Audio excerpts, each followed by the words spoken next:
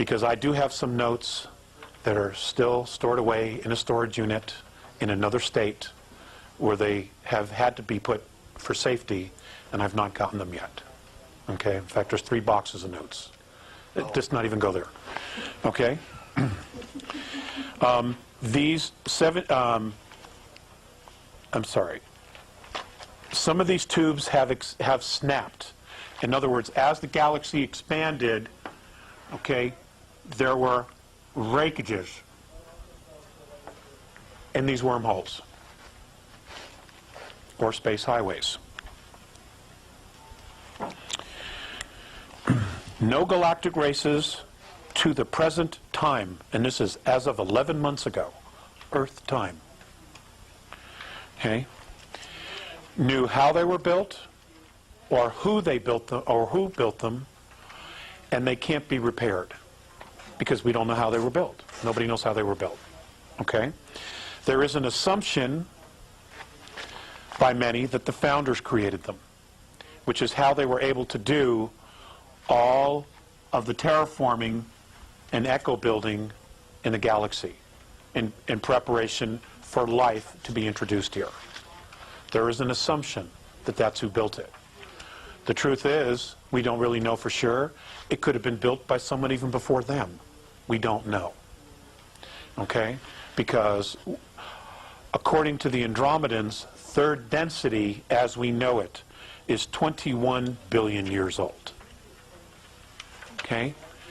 The universe that we know of, which includes all the dimensions, is 21 trillion years old in Earth years. Okay? Which is a staggering number. Absolute staggering number.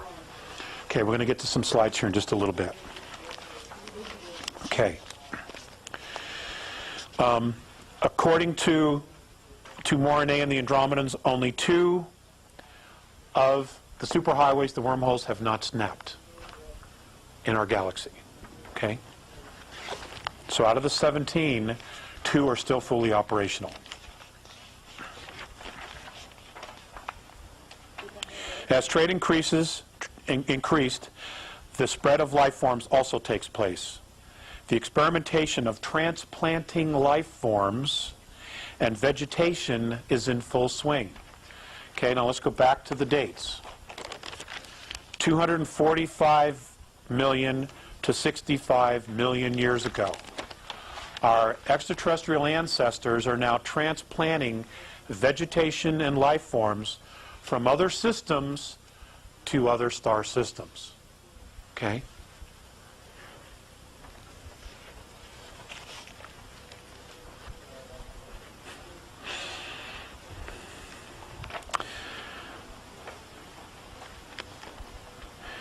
The transplanting of life forms is only with life that has potential. Now, what their actual definition of that potential is, I can't tell you because I don't know. But according to Morine, this potential can only develop in complex ecologies. And by far, the most complex ecology or ecosystem in the galaxy is O2, oxygen-based, which is what we are. Truly complex ecosystems only occur in a relatively small number of planets in the galaxy. Now that might be, several billion planets, but when you take into account, how many suns and how many actual star systems we have, it is in fact a small amount. Even though to us, we would say, my God, there's 200 billion Earths out there. I mean, that's a staggering number to us. But in the big scope of things, it's actually a very small amount, because the hydrogen ecosystems by far outweigh all the others. Okay?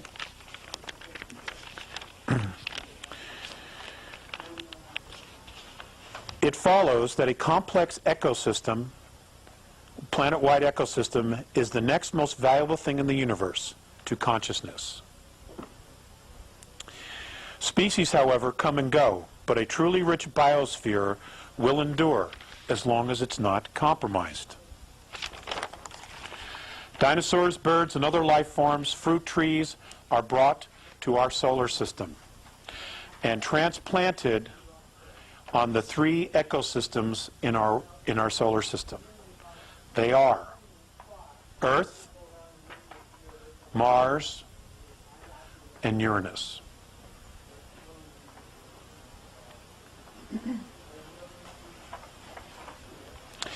All developed extraterrestrial races have already impressed on their civilizations that conservation of biospheres was and is simply a necessity.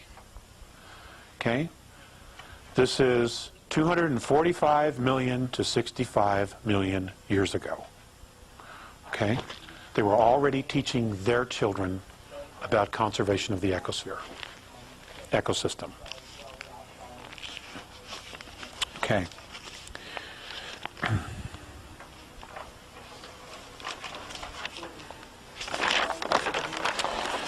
The Cenozoic era, 65 million years ago to present. Okay? We're going to get through this and then we're going to get really down into some fun stuff. Earth taught history, sometimes called the age of mammals, because the largest land animals and mammals show up during this time. It is also the age of flowering plants, the age of insects, the age of fish, and the age of birds. Okay? Andromedan taught history. Our solar system is being visited more and more. Three very complex ecosystems exist here already. Okay, we've already covered that. The first full-time, self-contained biosphere called an Eden. And I'm going to use that word because that's what the Orions called it. That's what the Draco have a different language, but that's what the Orions called it. That's what the Nibiru called it. That's what the Aldebarans called it. And that's what the Pleiadians call it, an Eden, okay? Which is like a garden. It's a fully transplantable biosphere, having everything they need to exist somewhere else. Okay? Now,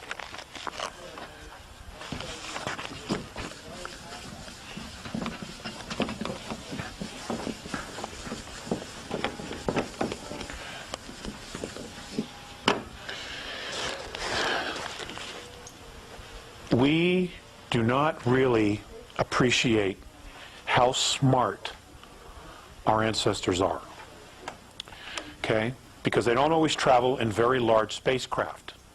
But what they have learned to do is travel light and make sure that whatever it is that they need, they have or they can grow.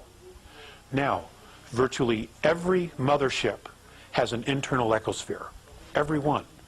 Now, we see the scout craft, we see the 4, the 5, the 100-mile craft. The 100-mile may have some kind of an ecosphere inside of it because it has a crew. That crew needs to eat. Okay? So they will create a park-like setting, an ecosphere, inside those spacecraft. Most of the craft that have hit the Earth are just little scout ships. Okay?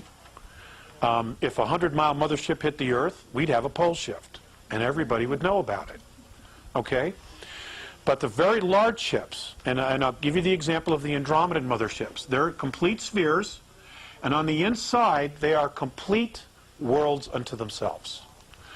In the center of these crafts, and they may have as many as 3, they will have ecosystems, parks, as big as 21 miles long. The one that I saw was 21 miles from one end to the other. For me, and it was 900 miles. Okay?